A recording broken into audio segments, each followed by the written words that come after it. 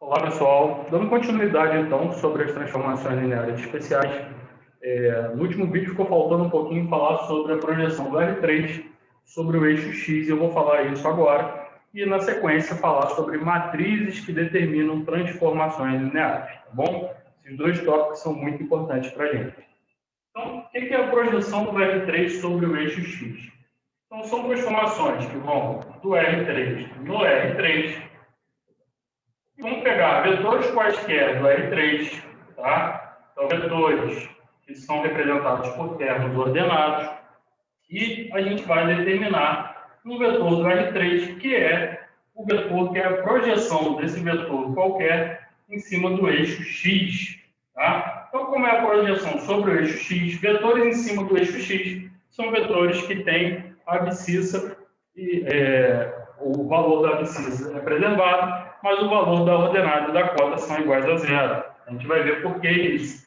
Então, eu vou pegar aqui x, 0, 0. Então, é a transformação, né? Pode ser reescrito como a transformação que pega um vetor qualquer de coordenadas x, y, z e transforma no vetor x, 0, 0. Essa é a projeção do R3 sobre o eixo x. Então, veremos como isso acontece. Para exemplificar, né, vamos fazer aqui nosso desenho.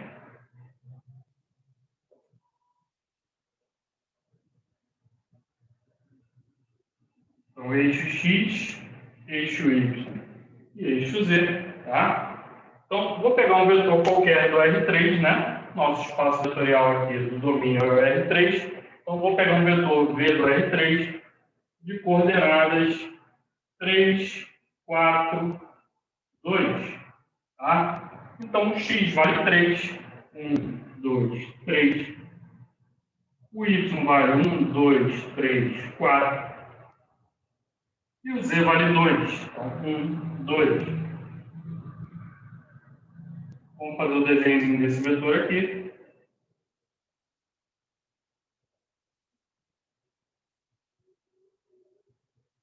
Tá? Então, esse vetor está aqui, ó. Esse é o vetor V. Bom, calcularemos agora o vetor T de V. O vetor T de V é o vetor que a gente vai obter quando, né, o vetor V tem coordenadas 3, 4, 2. Então, o que a minha transformação pede para eu fazer? Eu vou pegar o valor da abscissa e vou repetir, o 3 eu vou repetir, mas a ordenada e cota vão ser sempre iguais a 0. Então, 0, 0.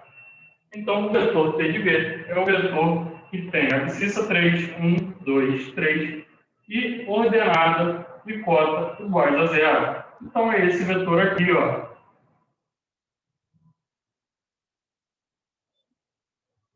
Esse é o vetor T de V. Ele fica em cima do eixo das abscissas, do eixo X.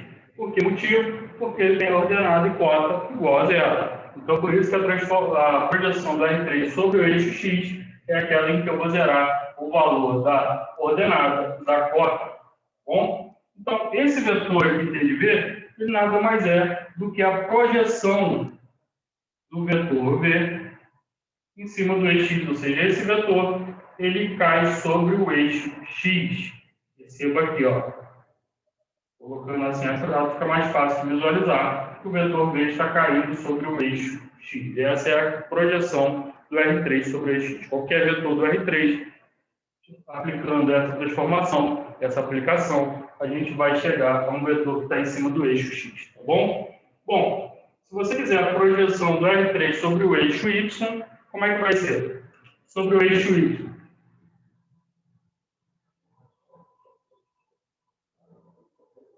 Ou seja, o eixo das ordenadas. Vai ser a transformação do R3, que vai pegar um vetor x, y, z, e vai transformar no vetor 0, y, 0. Então, para achar a projeção sobre o eixo y, eu vou zerar o valor da abscissa da cota. Da mesma forma, se eu quiser uma projeção sobre o eixo z, então essa transformação vai ser t de x, y, z igual a 0, 0, z. Aí basta zerar o valor da abscissa da ordenada. Tá bom? Então, essa transformação é importante e tem uma visualização geométrica que é interessante para a gente. Tá? Dando continuidade, vou falar um pouquinho sobre matrizes que determinam transformações lineares. Tá? Eu vou partir de um exemplo e depois a gente vai ver o caso geral, como funciona aqui. Então, falar um pouquinho sobre matrizes que determinam transformações lineares.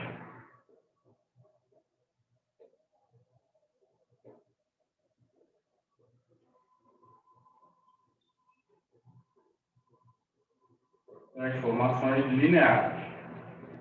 Bom, então vou pegar uma transformação que ela vai funcionar da seguinte maneira. Vou pegar uma transformação que vai dividir W e essa transformação vai pegar vetores V minúsculo do espaço vetorial V e vai transformar em vetores do tipo AV, onde A é uma matriz, tá bom?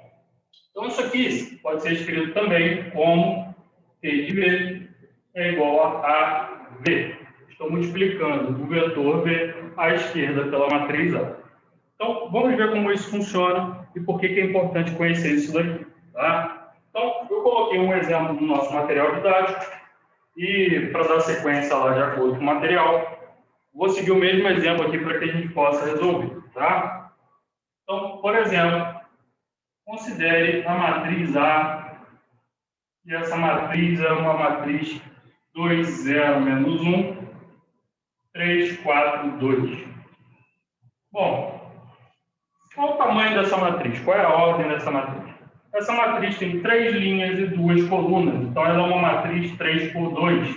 Lembrando, sempre vem primeiro o número de linhas, depois o número de colunas. Tá?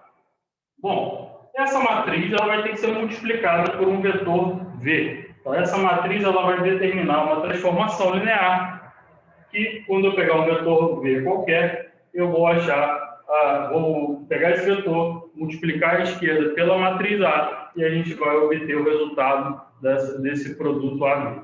Bom, então, como eu vou multiplicar a matriz por um vetor, eu vou escrever esse vetor na forma de um vetor coluna. Tá bom? Então, esse vetor V, eu quero aqui a minha transformação, né? Importante falar, é uma transformação que vai do R3 no R2. Tá? Então, vamos ver aqui. Essa matriz A, né? Que é o vetor V do R3. R3 do R2 no R3, né? Pega um vetor V do R2 e transforma num vetor do R3, que é obtido calculando o produto AV, onde A é essa matriz aqui. Bom, então esse exemplo aqui é importante para a gente. Vamos lá. O vetor V, como ele pertence ao R2, eu vou escrever ele como uma matriz coluna. Ao invés de escrevê-lo na forma usual, como um par ordenado do R2, eu vou escrever esse vetor como uma matriz coluna do R2. Tá? Então, esse vetor do R2 pode ser escrito dessa forma, uma matriz que tem 2 linhas e uma coluna. Perceba que eu estou anotando aqui qual é a ordem da matriz, o tamanho da matriz, nos dois casos, para que a gente veja que o produto deve estar definido. Se eu vou pegar a matriz A e vou multiplicar pelo vetor B, essa multiplicação precisa estar definida. E isso acontece quando a gente tem o número de colunas da matriz A deve ser igual ao número de linhas da matriz B, para que eu possa calcular a V. Tá? E o resultado dessa multiplicação, evidentemente, vai ser uma matriz 3 por 1. Vai ter o mesmo número de linhas da matriz A e o número de colunas da matriz V. Então, eu estou saindo do R2 para o R3, a transformação leva um vetor do R2 no vetor do R3. De que forma? Dado a gente pegando o vetor V do R2, a gente vai obter o vetor AV do R3. Bom, então, para que você entenda ainda melhor, veja bem, a minha transformação aqui, T de V, é igual a AV, ou seja, a matriz A multiplicada pelo vetor V. A gente pode escrever essa transformação de uma outra maneira. Veja bem, a matriz A é essa daqui, é a matriz 2, 0, menos 1, 3, 4, 2.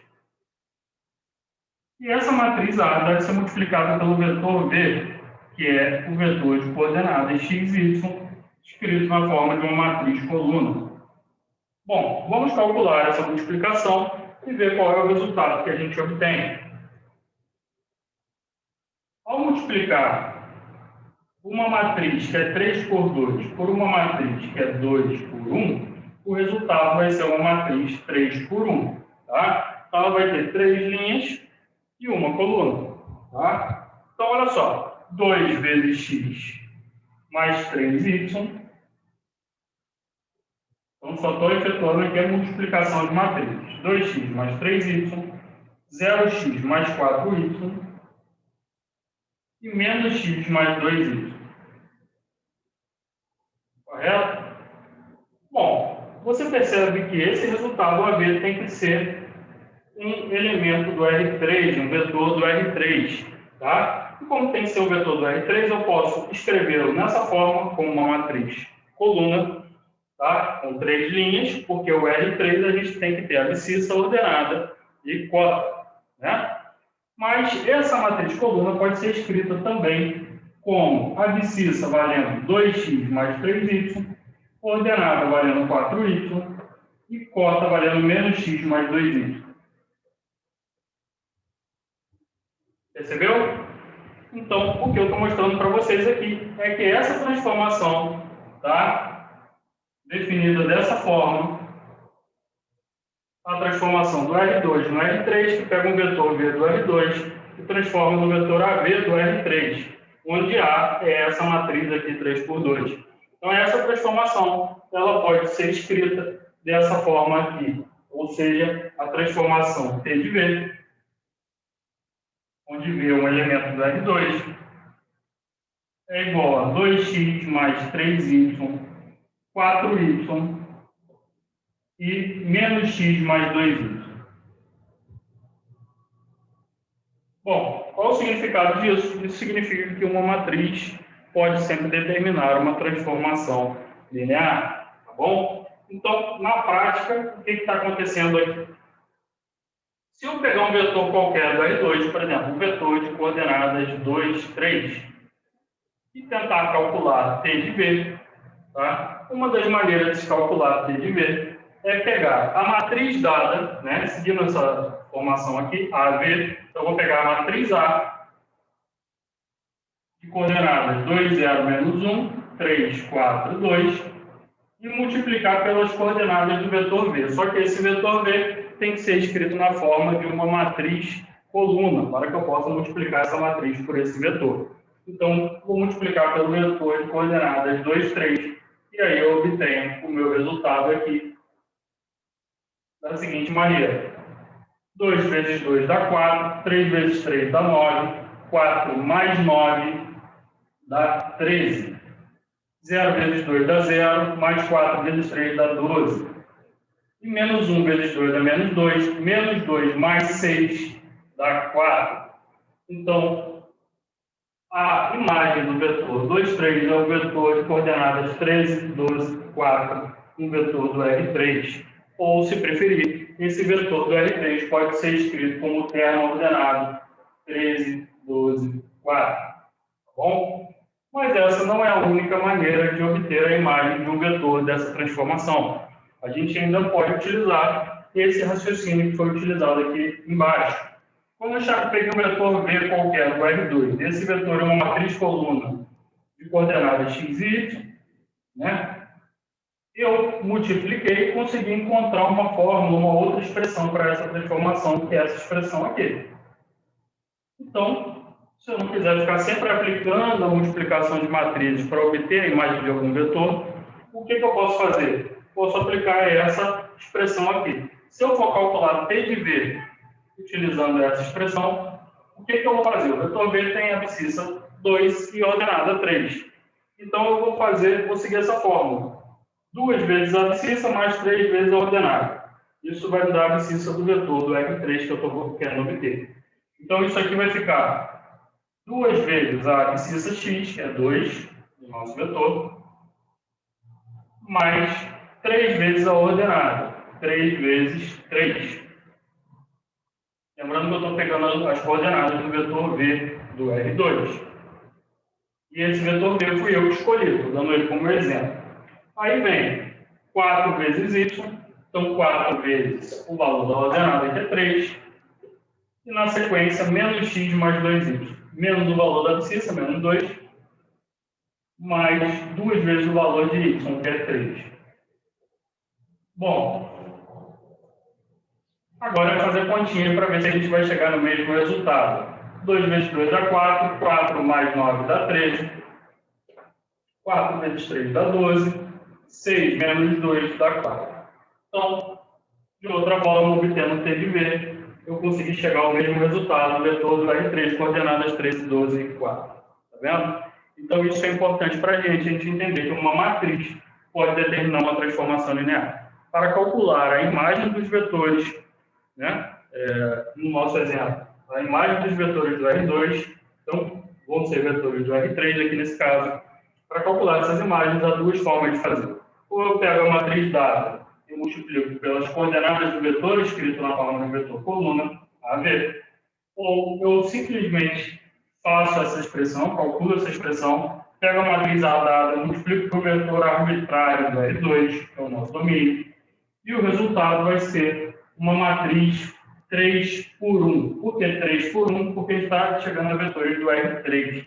A gente vai chegar a uma matriz 3 por 1, que pode ser escrito na forma convencional aqui como um vetor. Tá bom? Então, isso é muito importante, mas a gente precisa dar um passo além, tá? Entender o caso geral de uma transformação dessa. Aqui eu dei um exemplo bem específico, uma determinada matriz, um vetor do R2 que é transformado no vetor do R3. Tá bom? Mas isso ainda pode ser escrito de uma forma geral. Veja bem.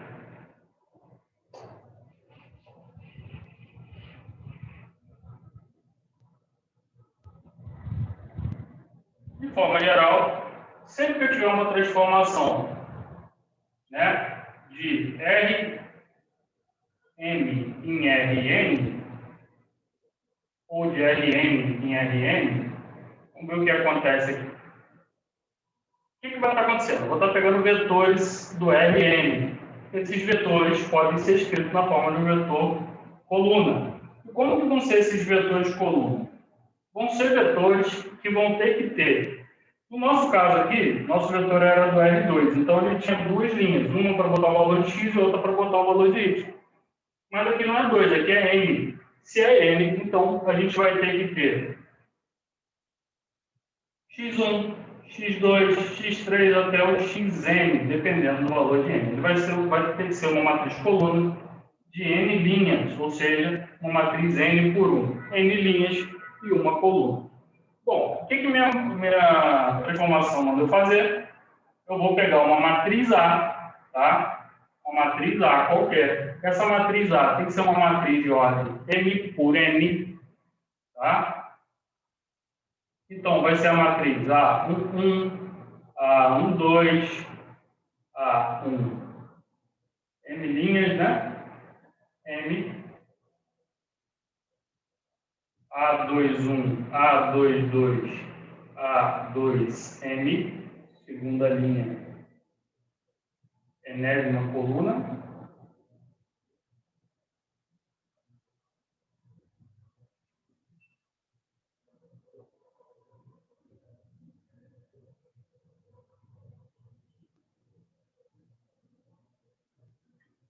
Então, a gente vai ter uma matriz A1, A12, A1N, A21, A22, A2N. Por que é o N aqui e não o M? Porque essa matriz ela vai ter, primeiro vem o valor da linha e o outro da coluna. Esse elemento está na primeira linha, primeira linha, segunda coluna, primeira linha, enésima coluna. Aqui na segunda linha, primeira coluna, segunda linha, segunda linha, enésima coluna. Esse elemento aqui está na enésima linha na primeira coluna, enésima linha e segunda coluna, enésima linha e enésima coluna. Então, essa é uma matriz N por N. E essa matriz N por N, nosso exemplo aqui foi uma matriz 3 por 2, será multiplicada por esse vetor aqui. E esse vetor é o vetor de coordenadas x1, x2, xn. Então, tem n linhas e uma coluna. Perceba que eu tive que pensar direitinho no que eu ia escrever, justamente porque eu tenho que verificar o seguinte. Eu estou pegando uma matriz n por n e multiplicando por uma matriz n por 1. Por que isso tem que acontecer? Porque o número de colunas da primeira matriz tem que ser igual ao número de linhas da segunda matriz para que a multiplicação de matrizes seja permitida. Tá? E, além disso, o resultado tem que ser uma matriz com m linhas, porque a gente vai obter um vetor do Rm.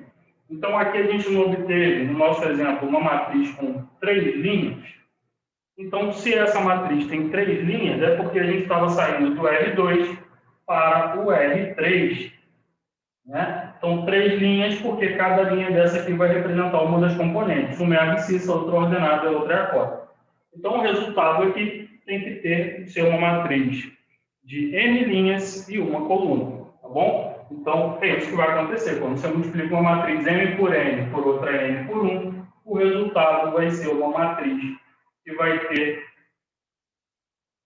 n linhas e uma coluna. Tá bom? E aí, como é que se obtém esses componentes? Vai ser A1 vezes x1 mais A12 vezes x2 mais A1n vezes xn.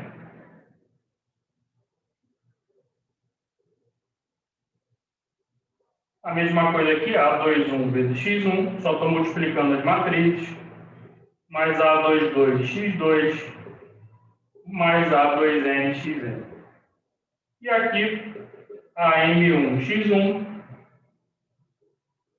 mais AM2 x2 mais AMN xn. Então, esse resultado é interessante para mim, porque eu obtive uma matriz M por 1. Ela tem N linhas e uma coluna. Deu para entender?